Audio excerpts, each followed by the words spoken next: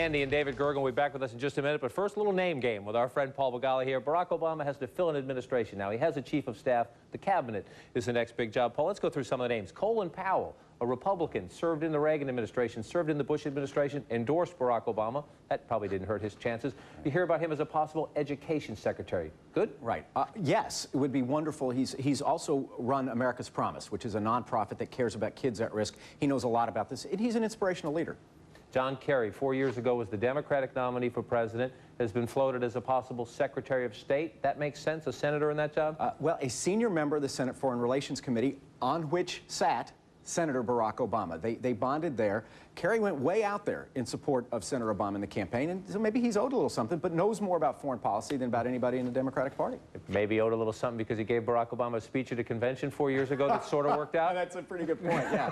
Gave him the speech that gave him his national stage.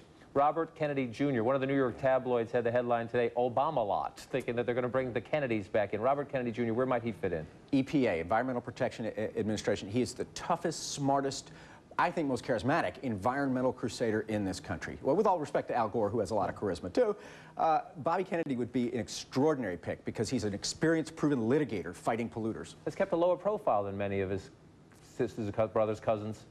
And he supported Hillary Clinton in the primary. Some of his cousins supported Barack Obama, but that would also reach out to the Clinton wing of the Democratic Party as well. But he's not just a Clinton guy, he's a Kennedy, and a powerhouse at that. Another Kennedy, and you hear this, is the potential United Nations ambassador, Caroline Kennedy. Yeah, she's a remarkable person, not as given to the public limelight as maybe some other members of her family, and yet acted with such poise in the campaign. Another place you might see her, and this is not an inside gossip, but my own view, the Court of St. James, our embassy in London, where her grandfather, Joseph P. Kennedy, was once ambassador. So she could serve America in a lot of different roles. I'm not getting that gig. You're not going there? No. You can go to Ireland, though. The mother side. Let's deal with the hard one. Bill and Hillary Clinton, do they have an official role in any Obama administration? No, and I don't think they're interested in one at all. I mean, you know, Hillary has the best job she could hope for, except the presidency, which is senator from New York.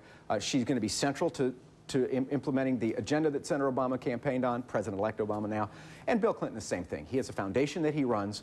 He has always said yes to the current president, George W. Bush, when asked to do anything. I'm sure he would do anything Senator Obama asked, but nothing formal. Last but not least, a guy named John McCain. He's the senior senator from Arizona. Some have kicked him around. You want to reach out, Barack Obama? You want to prove you're serious about doing business with Republicans? Put your opponent as defense secretary. Defense secretary is tough, though, because, look, let's face it, it wasn't a very well-managed campaign.